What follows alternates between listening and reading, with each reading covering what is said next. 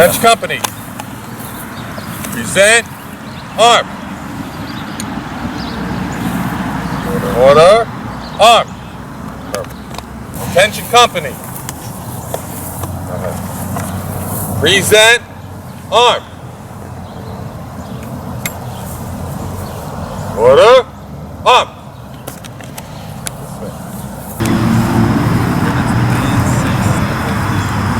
All right.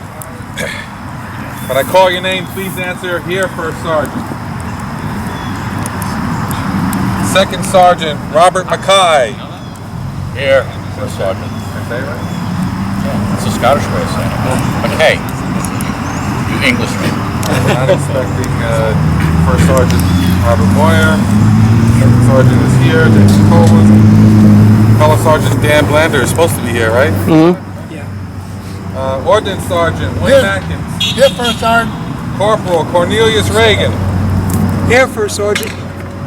Commissary Sergeant Paul Brinkman. I'll be Paul. Here, First Sergeant. Dean Badamo. There. First Sergeant. Joey Badamo. Here, First Sergeant. John Rorty. Not expecting Corporal Justin Parker. Private Andrew Dutcher. Here. Private John M. Flockton. Here, First Sergeant. Private Alessio Barbosa. Here, First Sergeant. Private David Dill Smith. Here, First Sergeant. Stephen Brinkman is here. Chris Belzano. Here, First Sergeant. All right. All right, gentlemen. I'm going to turn you over to the officer for the order of our day. Thank you, First Sergeant. Morning, men. Morning. Morning. Sir. Sir. We can do better than that. Yes. Good morning, men. Good morning. I'd like to give a special commendation if our Provost Marshal could take a step up.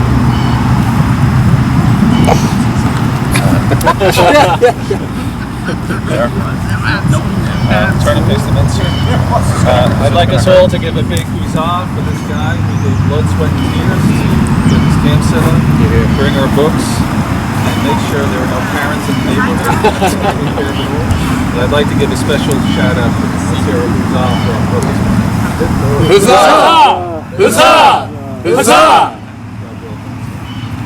Sir, here, sir. Here, sir. These guys all help us out.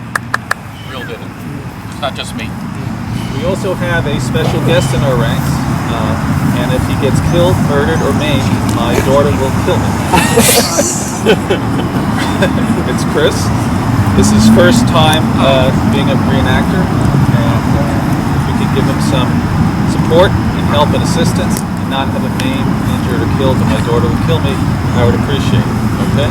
We also have a special guest from Pennsylvania, our wayward and always with us, Ron. I'd like to welcome you back, Ron. Thank you so much for your support. Thank you so much. It's always a privilege. Ron will be falling in with us when he can, but he's going to be back and forth. I will be with you with the battle. As with Bill and your transport staff. Now we're kind of low numbers today, so the lieutenant may be falling in as a first sergeant, or he might be a lieutenant because we're low numbers. The battle plans today could be fun. We're going to have a group of you guys go out on picket duty, chase the Rebs off the field, and find a pack of cigars. Battle of Antietam. In the cigars will be the special order about Lee's activities. What will happen is the people who are picket duty will take a cigar. That's what soldiers do. Sniff them. But then one of the soldiers, Shill, will go, "That might be important. Let me bring it to the captain." He'll run to the captain in a true dramatic style and say, "I found the special orders." I'll get it, look at it, but then I'll turn my back with the radio. And I'll be reading and talking about Bobby Lee's butt and all wonderful things. The girls will keep coming. You guys, Captain, wait. I'm doing all this stuff. So what will happen is I'll turn around, as Paul would do, and I'll send out just one platoon. Take care of all these Rebs coming. And then I wonder how many there are. There might be 100,000. You know? Then the other platoon will join us. So that's going to be a fun scene. Now for street fighting, as we know. Yeah, I didn't see everyone counting. Because if you guys have 30 and we have 8, we're supposed to beat you. That's just Good shots. good shots. Oh, Private Rorty. Hey, how's it going? Good morning. What did we have for breakfast? We had hash browns, we had eggs, we had ham steak, we had blueberry pancakes, we had blueberry scones, coffee, and who could ask for more? Is that all? That's it for now. What about for lunch? I do not know what we planned for lunch, so. Okay. Yeah, so hopefully it's a great day. So far it is looking up. Good weather. And actually we got some cloud cover. That helps. Yeah, but make sure before the battle that you fill your canteens. Okay, make sure everyone's got that. All right. Everything else looks good. All right. We're gonna go through a quick manual of arms. Chris, did the guy show you a little bit about manual of arms? All right. So we're gonna take this real slow. Okay. Order. Shoulder. Arms. Right shoulder shift. Arms.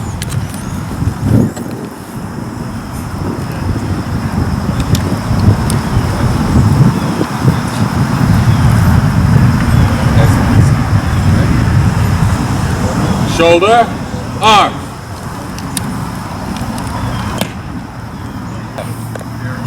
Support, arms. Straight up. Turn it. Left shoulder, left arm. There you go. Right arm down at your side.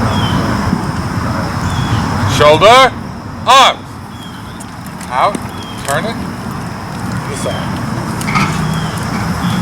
Okay. Do present arms. Okay? So present arms is when we're in like an honor guard. Okay?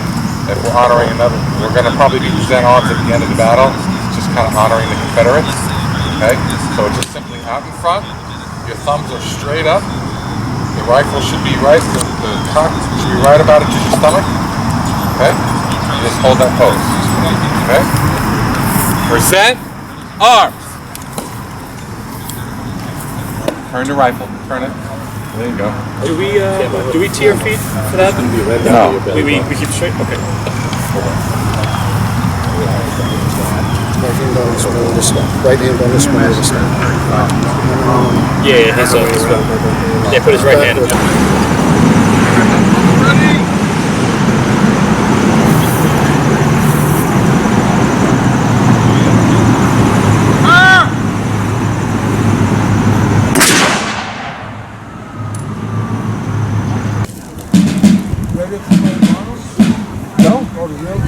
Real thing. We got biplanes. Get him back to Richmond, boys! We will! Take care of the remains.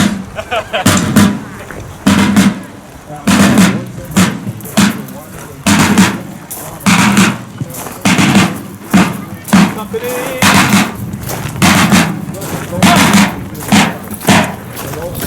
Run!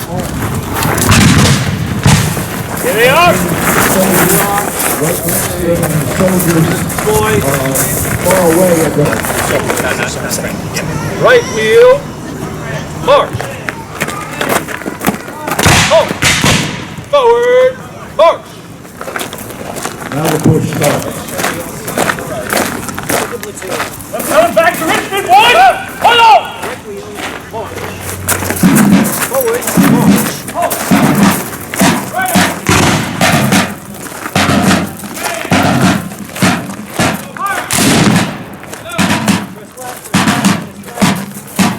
Bugler behind. First one, left and right. Fight.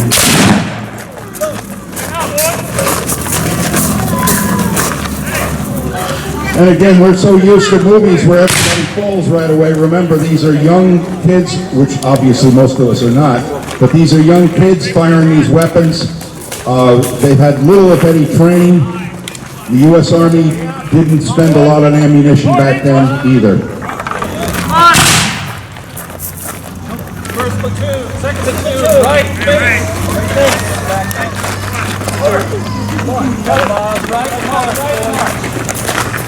First platoon. The file's ready. Coming down! Let's get to him!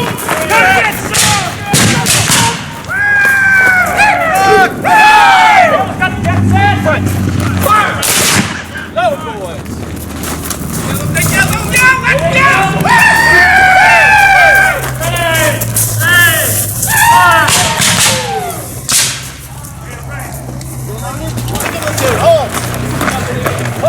Ready. Forward. Elevation. High. Elevation! Fire! Higher. Fire. Also notice that every once in a while a weapon doesn't fire or a weapon fires late. Again, sometimes the powder is not in good shape. First rank. Down.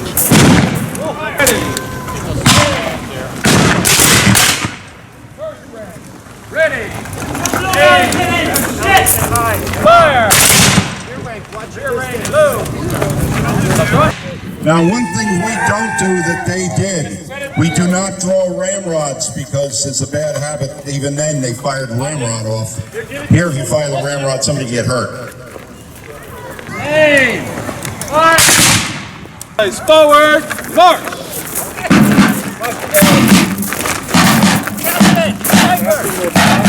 Now, one thing is really Fire! Low. Elevation. High elevation. Fire.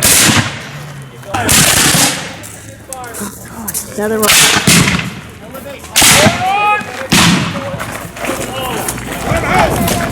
Into the swim! Somebody's got to go down. We're going to run out of ammo. We're going to retreat.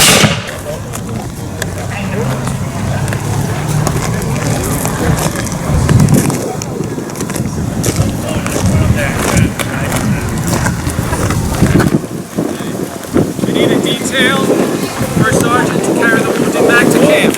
Wounded! Somebody get his musket. Wounded, wide guys. I need a detail to take our... I'll take his musket. Take his musket. Take his weapon. Take his weapon. Careful with the gun. Both guns are loaded. Ladies and gentlemen, all we can do is demonstrate. As you can imagine, there is 2 articles that were just published recently, one in Civil War Times and the other one in the Gettysburg magazine, based on weather. And the results, they found all sorts of weather. He didn't feel a thing, don't worry. They found that Gettysburg came together too.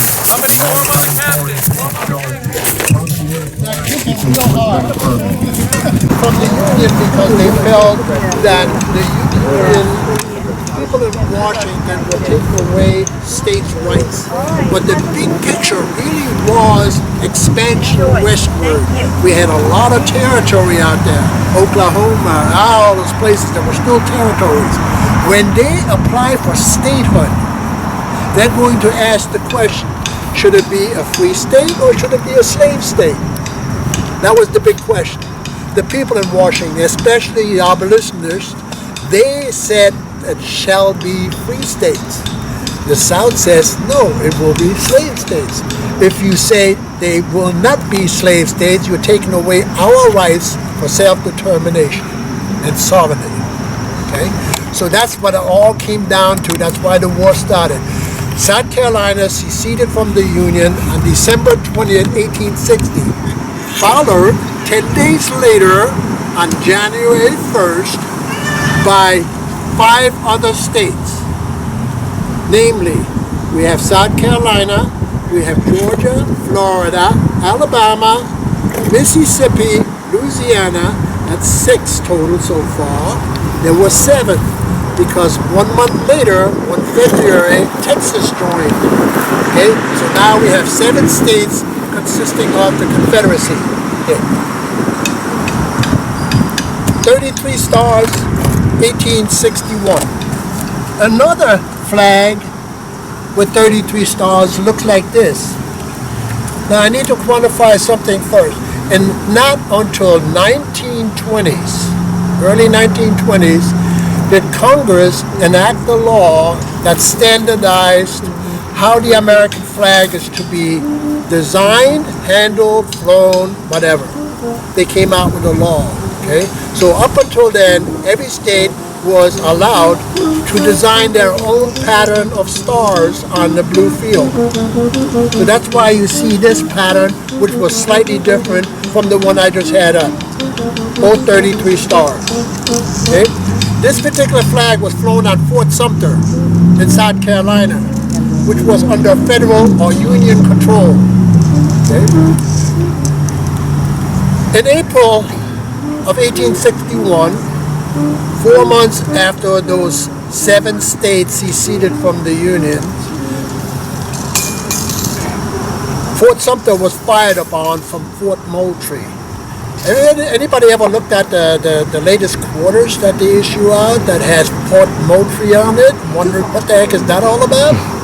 That is because Confederate General P.T.G. Beauregard decided he's going to launch some artillery pieces from, or weapons from an artillery piece from Fort Moultrie, which is right across the bay from Fort Sumter, and bombard Fort Sumter, which was the opening shot of the Civil War. That started it all, okay? So if you ever look at a quarter, does you see Fort Moultrie on there? That's what it is. Okay. Eventually, Major Anderson, the garrison commander on Fort Sumter, he surrendered the fort to the Confederates. He was allowed to leave with his troops, with his garrison. He took this flag, this type of flag, with him. Later on in 1864, when we retook it, when Sherman marched to the sea and went north, when we retook Fort Sumter, Major Anderson came back from Washington, D.C., reassumed command of Fort Sumter, what was left of it, and he raised the same flag that he took down when he was allowed to leave. So that was this type of flag, 33 stars. Then in 1861, come 4th of July, 1861, we upped it to 34 because Kansas joined us as a new state. Now we have 34 stars, or 34 states. You see the different pattern? Okay, we're not in 1920s yet. Congress has not enacted the law yet. Different pattern, right? Pretty. Come 1863, it became 35 states because we took Virginia, we sliced off the western half of it and called it West Virginia, right? Although today, if you talk to a true Virginian, they don't recognize West Virginia as a separate state. That's their country, that's their state. But that's a side story. 35 stars, 1863, when West Virginia joined us as a state. 1865, Nevada joined us.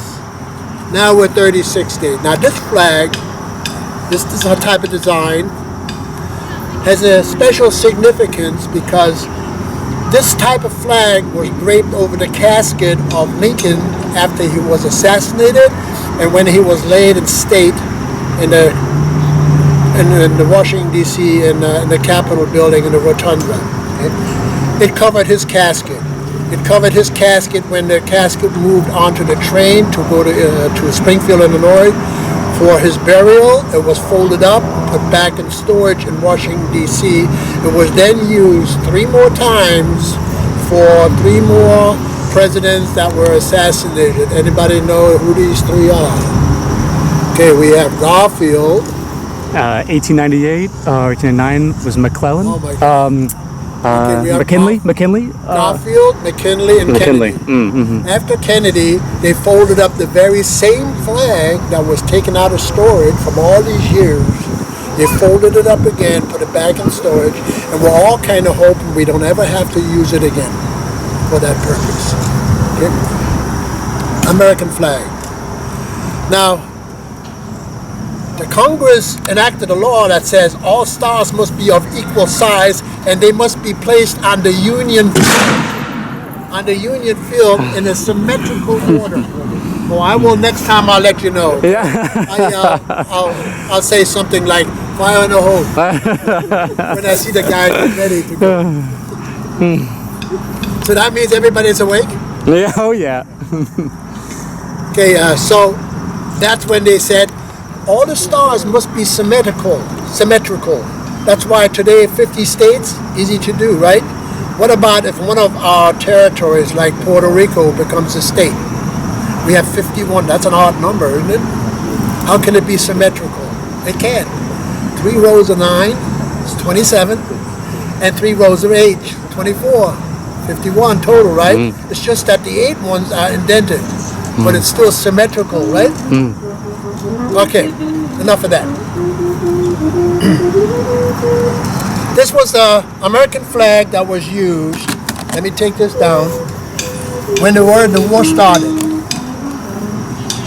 The first battle that took place in the Civil War was in April of 1861 in a place called Manassas, Virginia. Let me explain something further. When you hear the term Manassas, that means there's a town called Manassas in Virginia. There was a railroad junction that was extremely important for resupplying armies back and forth. When you hear the term Manassas, that means it's a southern term for the Battle of Manassas. The South uses the name of a town or a city that is either on the battlefield or nearby, whereas the Union forces use the name of a creek or a brook or a river that flows through the area. Therefore, if you hear the name Bull Run, we're talking Union forces. Fire in the hole.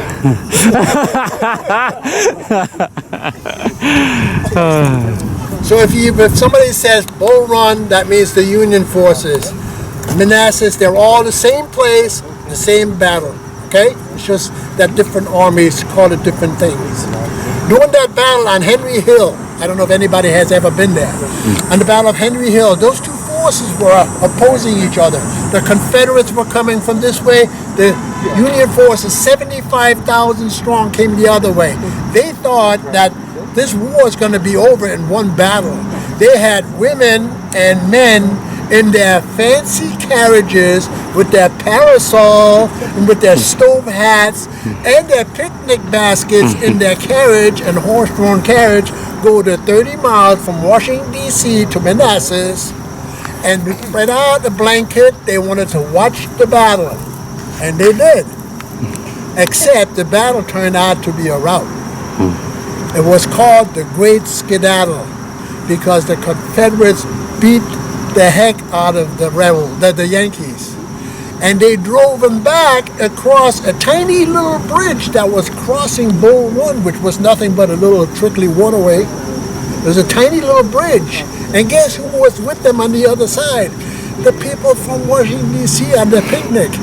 They all got caught up in that bottleneck and almost trampled to death, trying to make it back to Washington, D.C. It's called the Great Skedaddle. During that battle, because in the Civil War they fought battles according to the Napoleonic doctrine. Napoleon dictated how wars were fought, how units would maneuver and fight each other, and everybody adopted that. That means they would line up soldiers in a straight line, shoulder to shoulder, thousands at a time. A regiment is 1,000 troops. You have 10 companies of 100 each, shoulder to shoulder, standing side by side. At Gettysburg, picket charge was 13,000 troops, charged all at the same time, that stone wall. 13,000 troops. They were coming up in 4 deep, rows deep, shoulder to shoulder across, almost a mile long. And they all converged onto one area, the copse of trees. And that's probably why they didn't succeed, but that's a different story. So as the soldiers move forward, they need to have something to keep themselves aligned, because the idea is, according to Napoleon, you need to keep a straight line to be effective. because all the while they're moving forward, they're also loading and shooting while they're moving forward.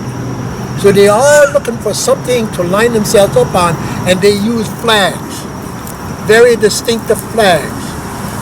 On Henry Hill, during the Battle of Bull Run or Battle of Manassas, the Southerners, the rebels, were looking down the line and they saw what they thought was this flag, the American flag. And they started shooting. They started to turn around and started shooting at it. Turns out it was this flag. It's called the first Confederate national flag, also known as the Stars and Bars. Because when the Confederacy was formed, the committee that was designed to organized to design a Confederate national flag, they were very sentimental to the American flag, so they used the same color scheme but similar in design. And all that smoke and all that confusion and all that noise, it's very easy to distinguish. It's hard to distinguish this flag from this flag. That's why the Southerners were shooting at their own people. And the Confederacy said, we can't have that. So they redesigned the flag. We're going to go into that in a minute. Now you see 7 stars on here, right? That was the original state that seceded. We had South Carolina, Georgia, Florida, Alabama, Mississippi, Louisiana, and Texas. Those are the 7 that are depicted on here.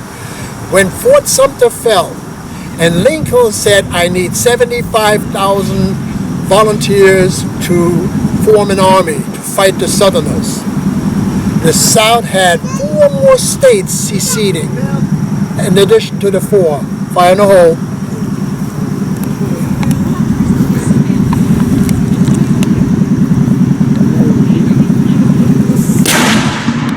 Now that's a 3-inch pellet rifle cannon, meaning that they're only 3 inches in diameter, but the inside of that barrel is grooved in a spiral, just like our rifles are.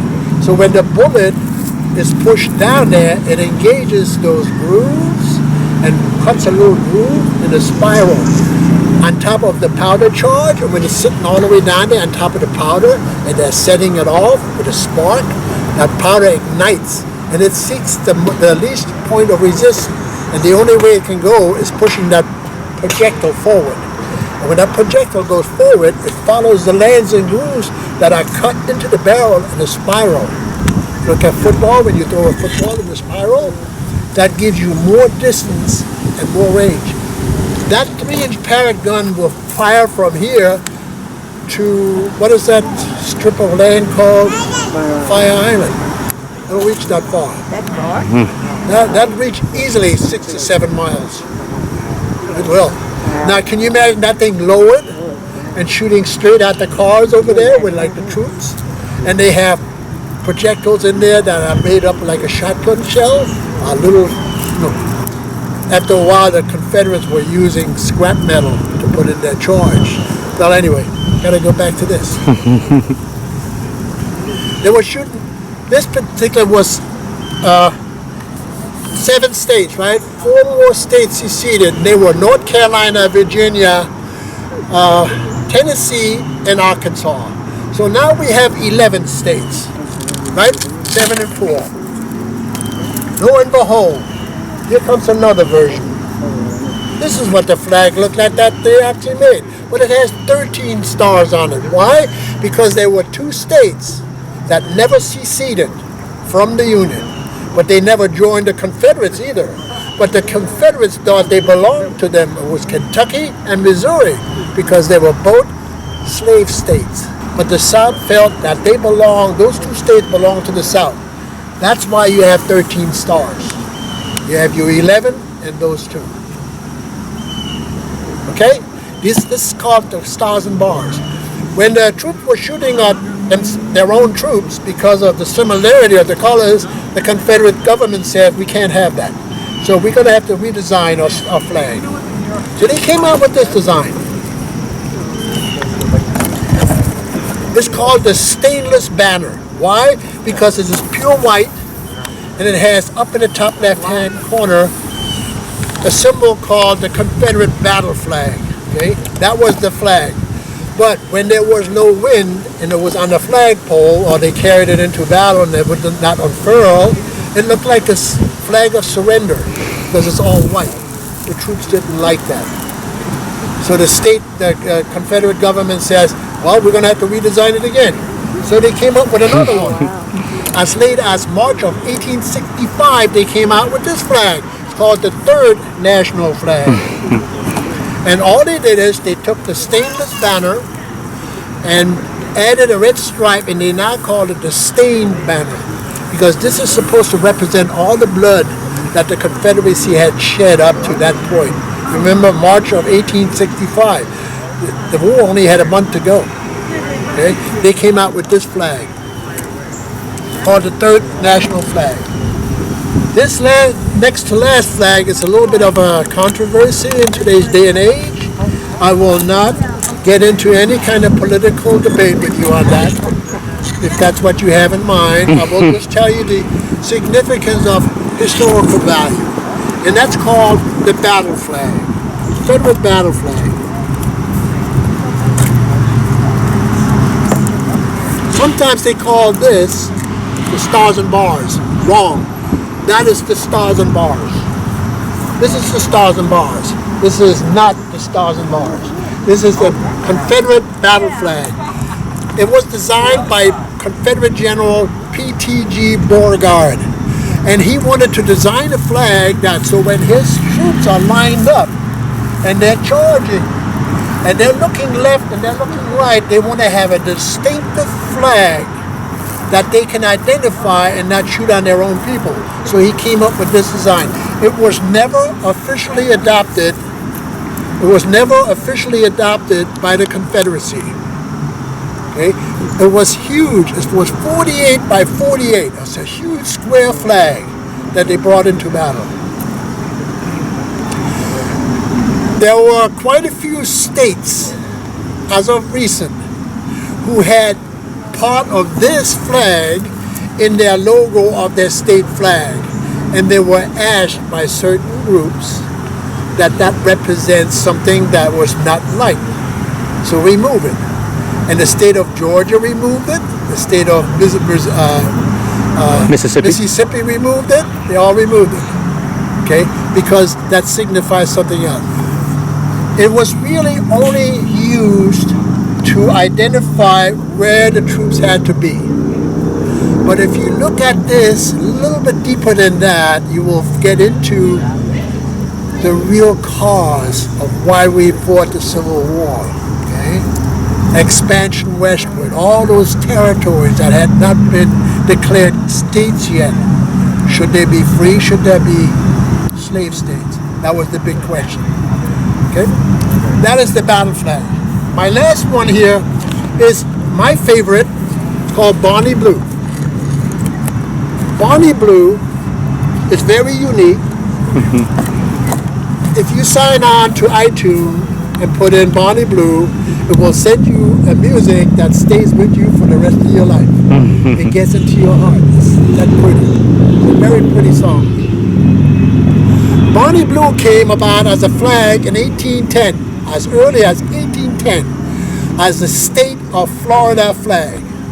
When Florida redesigned their flag, they gave Bonnie Blue to the territory of Louisiana. Now, you all know Louisiana, territory of Louisiana, because Napoleon was fighting a war in Europe. He needed money, so he had some extra property over there in the colonies, and he wanted to sell them. So that came about the Louisiana Purchase. Right? So they adopted this as their territorial flag. When that territory eventually broke up into smaller areas and became states like Oklahoma, etc., this flag was given to Texas, because Texas at one time was a republic. From 1835 to 1837, it was a republic, its own independent republic from Mexico. They used this as their republic flag. So today, if you look at the Texas state flag, you'll see a white bar on the top to the right, which is this. Then below that, you see one red bar, which is this. And on the left side, you'll see a blue field that is this blue with that star in it. So Bonnie Blue and part of the first national Confederate flag became the state of Texas flag, which we see today. That's why they call themselves the Lone Star State. The Lone Star. Comes from Bonnie Blue. Both Confederate and Union forces used that flag because it was more like an identifier. People loved it because of the song. They were singing song as they were marching. Union and Confederates. Couple of questions. I already told you about how the South and the North identified battles based on the town that was fought for the South and based upon the creek or the brook that was flowing through the battlefield for the North. Now, you need to understand this if you want to take this away with you. If you want to test somebody or check somebody out who's talking about Civil War to find out if he knows what he's talking about, listen very carefully to one little word, T-H-E, the. When he talks about a battle or an army, and he says the Army of Tennessee, he needs to be talking about the South because the North names the armies after a river, where the South names their armies after a state. So the North, after a river, the Army of the Potomac, the Army of the Ohio, the Army of the Cumberland, the Army of the Mississippi, the Army of the Mississippi, the Tennessee, the Ohio, right? Whereas the South calls them the Army of Tennessee. So you need to listen up to what they're saying. So if they're saying they're talking about the Southern Army, the Army of the Tennessee, you don't know what you're talking about. The South didn't have the Army of Tennessee, That was a Northern Army. Okay, you got it. Gotcha. Any questions? I got one for you. This is you can take this home with you if you don't understand it. Lincoln gave a speech in Gettysburg, called the Gettysburg Address, in November of 1863 to commemorate the opening of a national cemetery for all those soldiers who had died up to that point.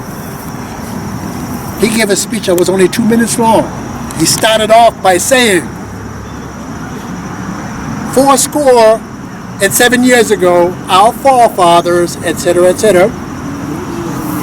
When he was talking about 407 years ago, a number of years, my question to you is, what is a score? A number of years. Who said what? Wow, you're an old timer. That's not fair. I was looking at some of the younger ones. It is correct. It's 20 years. How do you get to 20 years? Well, if he says 407 years ago, take the 7, put it over here. Take the 4.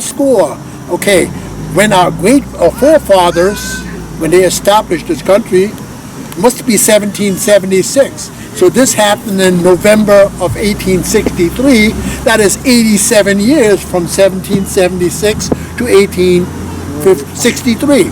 That's 87 years. So if I take the 7 from here and join it up with that 7, that leaves me 80. 4 into 80 makes 20. You got it right. So you can take that with you and ponder it, or just leave it here. Any questions? No questions? You're very thorough. Okay. I enjoy talking to you. Thank you so much, Bill. Thank you, Mr. Hornhorse. All right, guys. Enjoy the rest of your day, okay? Thank you.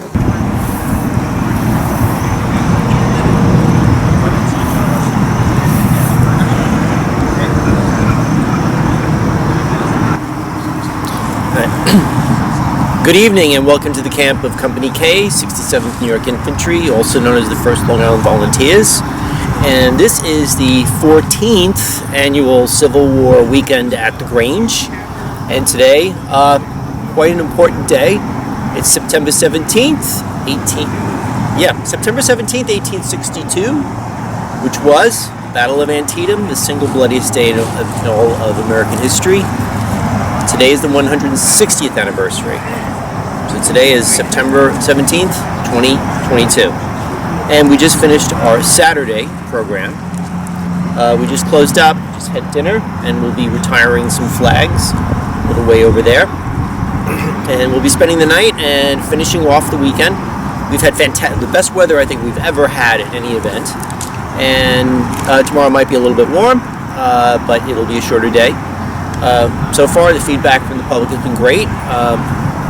And the battle went off without a hitch. So far, no one's gotten hurt. What more can you ask for? And hopefully tomorrow we'll get even more of a crowd. And so this is Lieutenant William Kent, aka Max Kenny, signing off. I love how the clapping is all distorted. It's Down the river on the Ohio, I came this once, I'll come no more. Let me loose, I'll go ashore. A boatman is a bully crew with a who's your mate and a captain too. Dance your boatman, dance, dance your boatman, dance. Oh, dance all night till the broad daylight. Go home with the gals in the morning. You ready? Alright, so here we go. That's the bottom. Got it. We're going to the right one. The right one. Alright, let's go.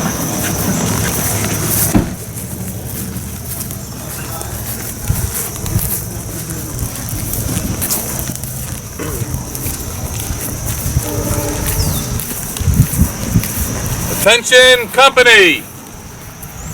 Order! Arms! Present! Arms!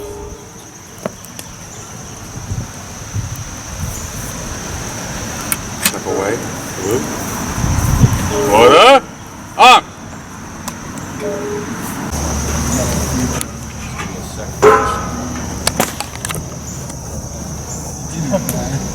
That's why I take these off. But he did say that. I asked him, I said, I didn't see it because I get involved in detail.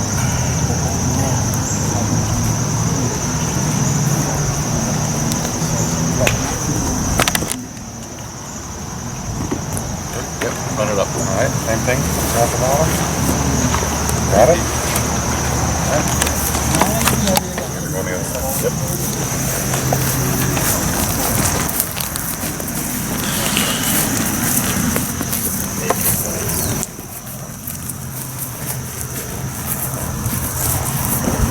Attention, company!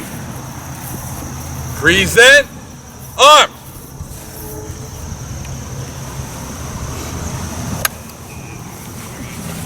All right. Order! Arms! Go ahead. George Munkenbeck, representing the 14th Brooklyn, a state militia unit that was part of the Civil War's original units that went out, served in the Army of the Potomac. This is the hospital that would be in a camp. Obviously, we're set up for display to show people a lot of things that may have been not out in the open, but we also... Like that is okay? Yeah, and speaking of some of the things we do, there we go. Nice work. Nice collage. That's our victim for today. Yeah. So the object is to demonstrate Civil War medicine and to give an idea of what medicine was like. It was a lot different than what most people say. I also am the chaplain for the camp, and the chaplain was near the hospital and kept records, so I drift back and forth between.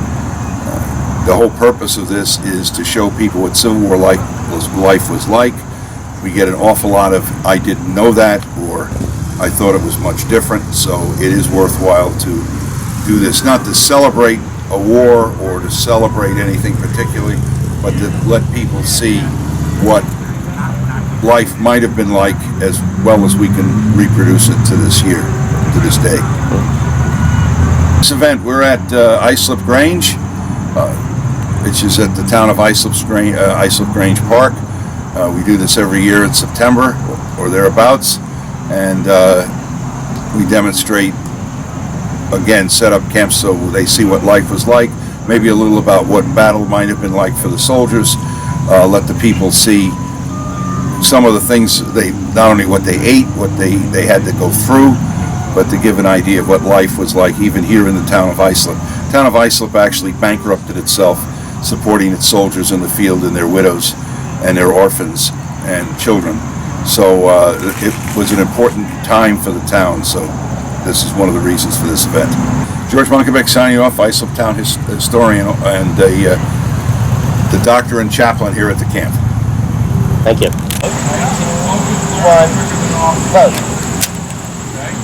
We didn't talk about the right. The right Civil War. Original right.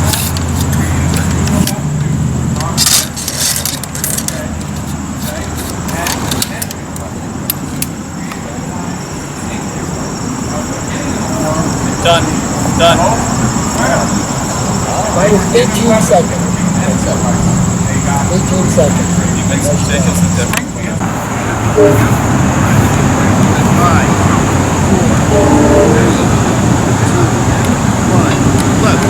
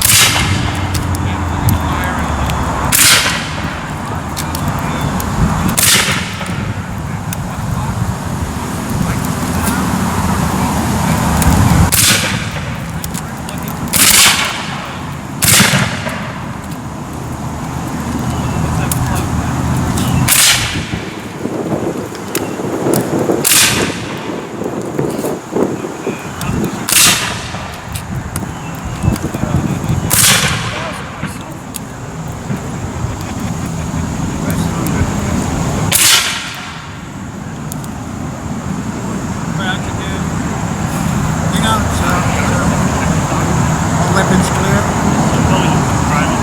Prime.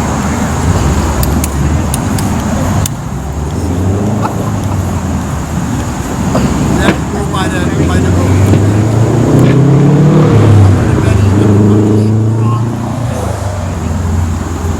Okay, come to the ready. By fire. Fire.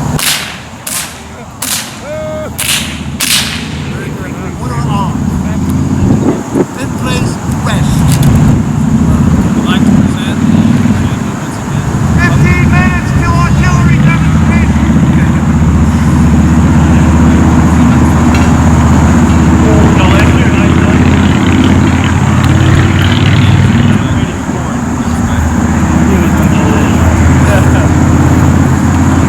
Congratulations, guys.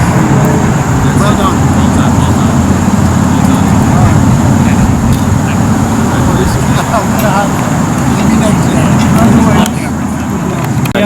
Let's hear who's off from Molly. Ready? There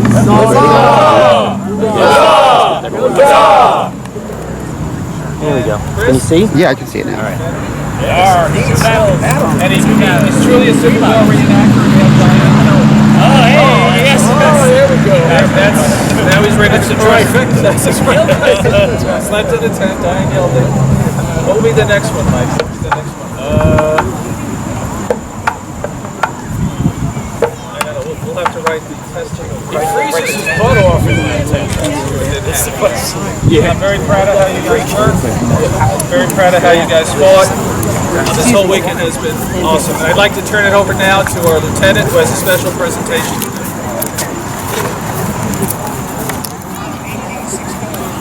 Gunner Phelps, front and center. That's what you do. Oh, look where you got. Hey, Remember this guy? Yeah. Yes. Okay.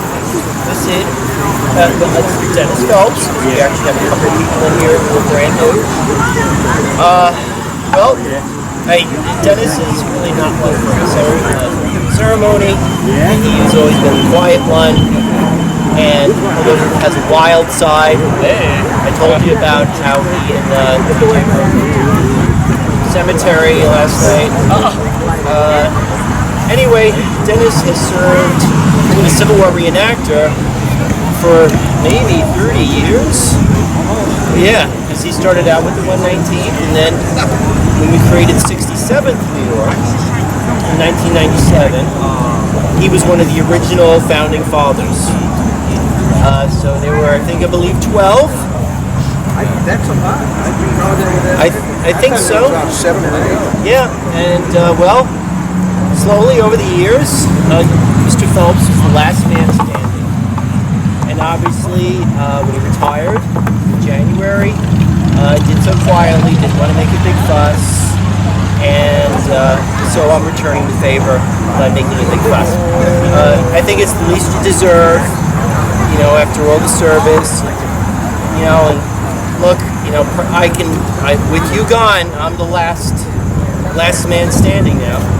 And, you know, I think we all miss, you know, people like, you know, TJ and Tom Creamer and Snack Man and Charlie and all the rest who've gone, or Brian has passed on. And, well, I know you don't want any more books, since I have all yours.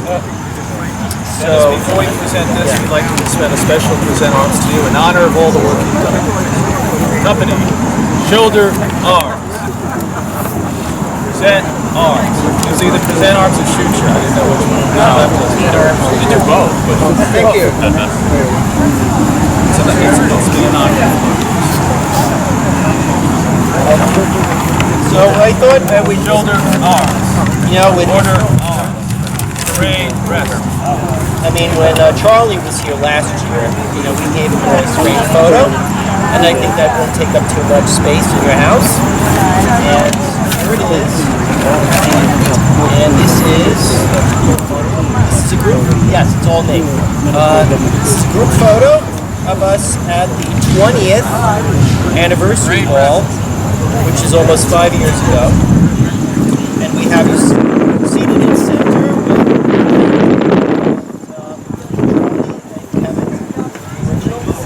So I'd like to present that with you. I'll put this in this bag. And of course, we expect you to join us, if you haven't already booked already, October 29th. We're having our 25th anniversary ball. Check your, I've sent you an email. And I have to say, I'm just really sorry to see you go, but we understand. You know, I miss the guys. I miss all you guys. But it was time to leave. I know it's never support.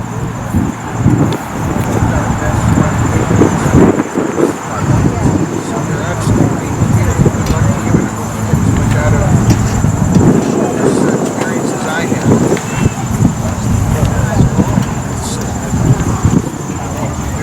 Company K. Thank you, Dan. Company K, shoulder arms. Let's have a huzzah for our former brother. Ready? Huzzah! Huzzah! Huzzah! Please buy it. Hey! Huzzah! Huzzah! Thank you, sir.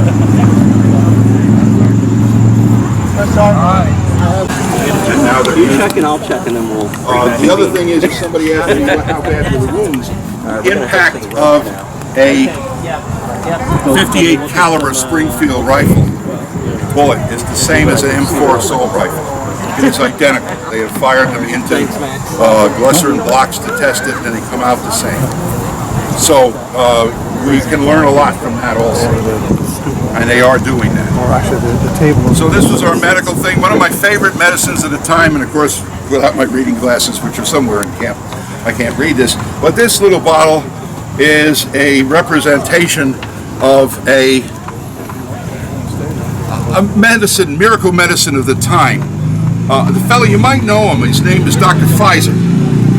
He came up with a cure for cholera, which was the worst disease of the time. You got it in the morning and they buried you at night. That's how fast it hit you. It was a bacteriological disease. They found out later on the cure was rather simple. You just gave them a saline solution in your arm and it's over with. You're cured. However, they didn't know that, and they weren't able to do that kind of infusions that well. They had tried some and they were successful. They just couldn't get the apparatus. You were using huge rubber tubes and big needles. But it gives everything up from an infant up. It has, besides alcohol, which is what suspends it, It does have opium. It has my favorite capsaicin, which probably frightened the poor bacteria to death. But That's hot. you went happy with this. So whether or not it actually cured anything, we don't know. But it sold in thousands of bottles of his compound tincture of opium for diarrhea mixture. All right, which basically was what cholera is. Another miracle drug at the time, petroleum jelly. Good old Vaseline. That old Vaseline was a modern thing back then. So they had that, and of course, if you look over the chaplain, we have condensed milk. Condensed milk was developed as a medicine. The medicine was for children. So if the cow died, mom couldn't feed, breastfeed, or anything else she might have died, the babies died, and Mr. Borden said he's not going to let another child die in front of him, so he went ahead and kept working with evaporated milk till he came up with something that lasted for a very long time, and that was condensed milk, which we still have today. And the Union Army figured it was better than having cows volley them, so Borden was about to give up, close his company, maybe even kill himself, he was so desperate. And they sent in an order for, I think, 1,500 cases of the stuff, which made Borden Chemical Company, which is still with us today, Elsie the cow.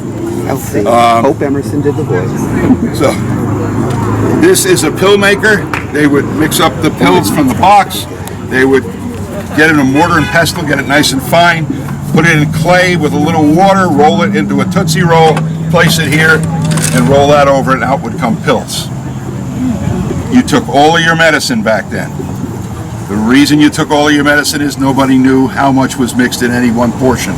Not like today where each pill is specifically set up. Oh my goodness. I have no assistant. That's all right, son. That's all right. Have a seat. What happened? I was climbing a tree and there was a bayonet on the ground and I fell onto the bayonet. My luck, right? Oh, that's a bad one. They actually did in some cases. Yeah. In fact, the thing they used the most was accidental flies. Really? Yeah, because if you'd lay on the battlefield, you'd have flies eating away the dead flesh in the wound. That's what saved my great-great-grandfather's life. He was 3 days in the field. All right, I got to take a look at that, son. The dead fly. It's going to hurt a little.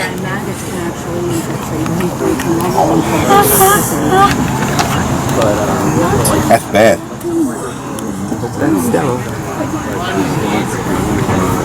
Well, at least you didn't break the skin. Now today everybody would say, oh, it's fairly simple what we do. What they would do if it's a deep puncture wound, they would take lint right here. You'd have patent lint. All that is scrapings from the same stuff we made bandages out of.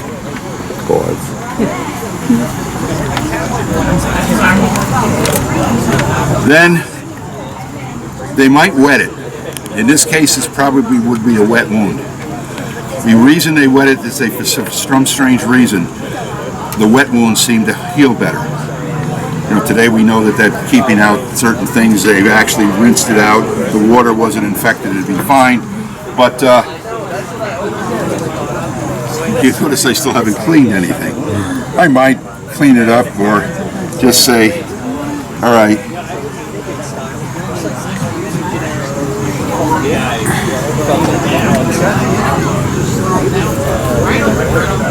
And I would continue this.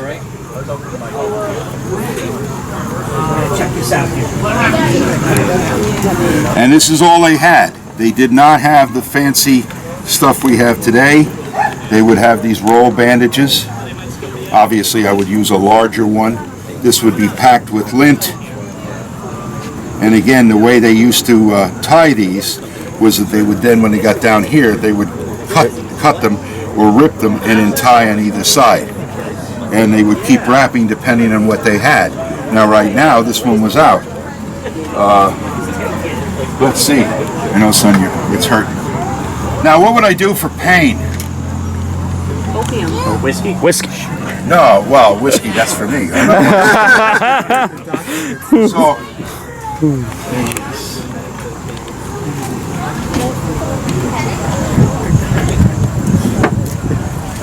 it's around here somewhere. How are you doing there, son? Don't hurts a complain. lot. I need you to cook supper. Yeah, let's see. Cooking horse they use. Ah. I know. We'll give my number 40. And number 40 is opium pills. Okay. I think this is 40. Yeah, there is. 20 dozen of the best opium. Give him a couple pills. He won't feel anything. So you can kind of pass out. But anyway, Molly used up all the one bandage now. Now I gotta go make more bandages.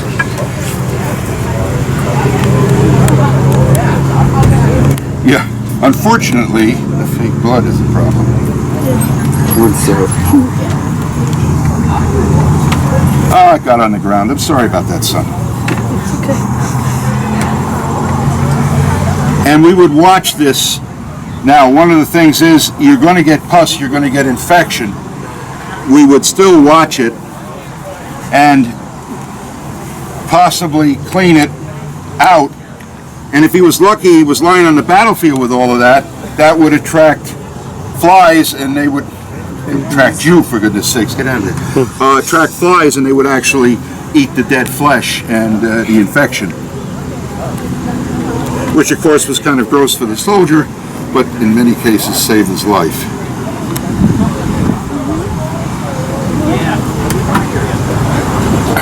Knife there. Look at that. It always cuts except when you want. Doctor. No. See, I'm using a surgical. Oh, yes, doctor. Now it's easy. Yeah.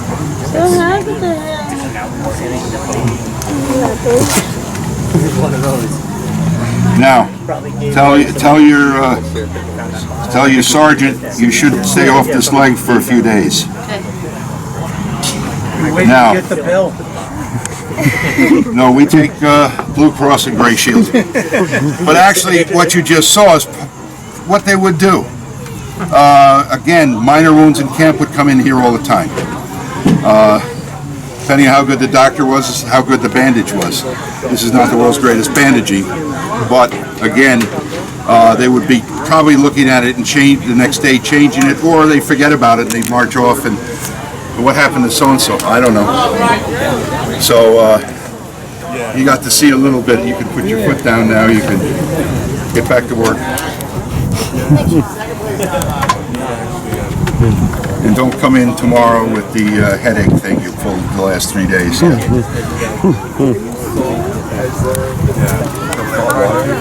No, they know what they would use. They would use various water in there, depending. They would use the one that was in the well. They did have salts, and they would use them for other things.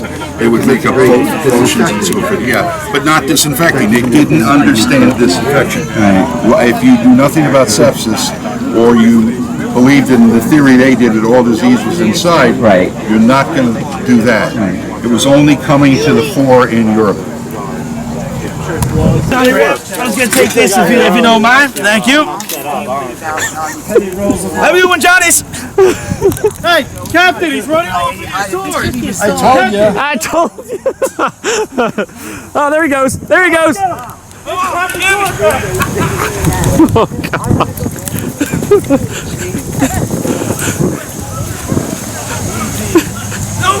Hurrah for the Union! Hurrah for the Union! Give me that sword! You got that sword! Go! Go! Go get the car! Get the car! What do you mean?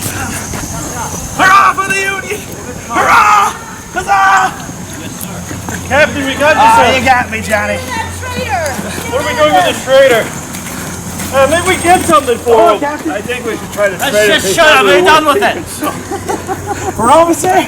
No. Exchange? let's see if we get some coffee for him or something. Tobacco, we got tobacco. I say let's just shoot him and done with it already. I don't expect too much. Well, we need to bury him. I don't want to go. Bury me. Come on, let's make him dig his own grave and let's shoot him. I won't talk, Johnny. Oh, there's a hole there. Yeah, good enough. Hey, throw me in. We'll get you, Johnny. We'll get you yet. We'd like to thank all of our friends in the artillery. Jeff, thank you for your leadership and your education and your service to us. And George will say a few words before we end our total event. Start our bugler playing, okay?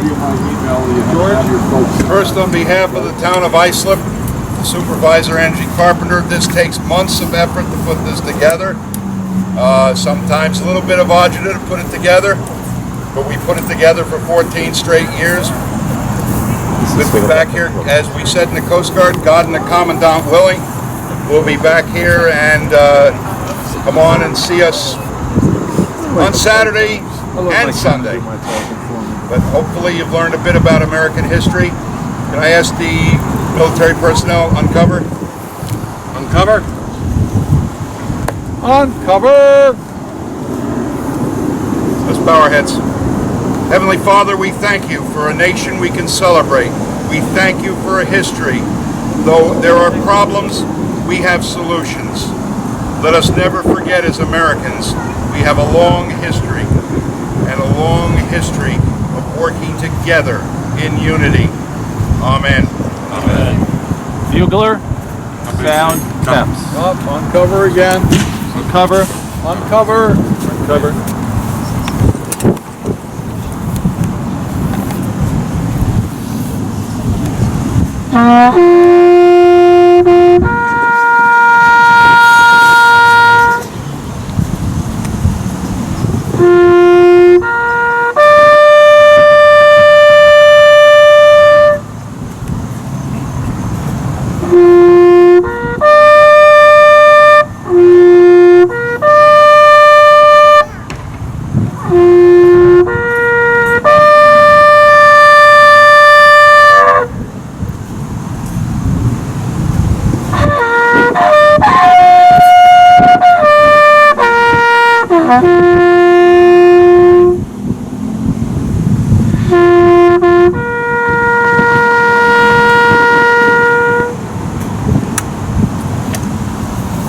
Thank you, Jeff. Thank you. Recover. Thank you. Thank you, man. Thank you. Thank you, sir. Company K, dismissed. Arg!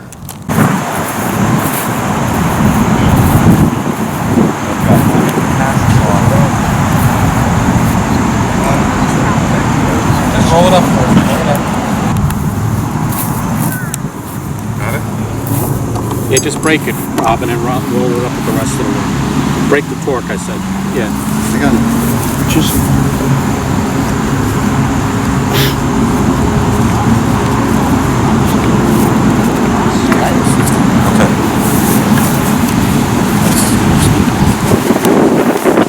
Company K, order up.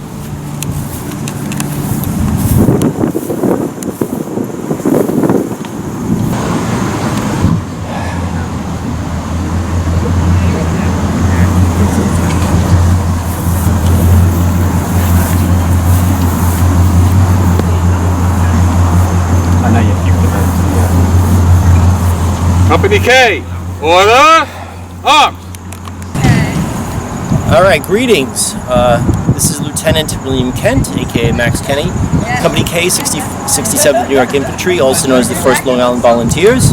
And as you can see, we have just finished another successful Civil War weekend at the Grange, our 14th. Today is September 18th, 2022, and we had fantastic weather. We had incredible public turnout, I guess thanks to the fantastic weather. And everyone had a good time, no mishaps, minimal dramas. I mean, what more could you want from a Civil War event? Anyway, we've done our part to teach the local Long Island community about the American Civil War. Hopefully something sticks in their minds. They open a couple of books, and who knows, maybe we get a couple of recruits out of this. So, until the 15th, which is next year, hopefully if the town allows it, This is Lieutenant William Kent, aka Max Kenny, signing off.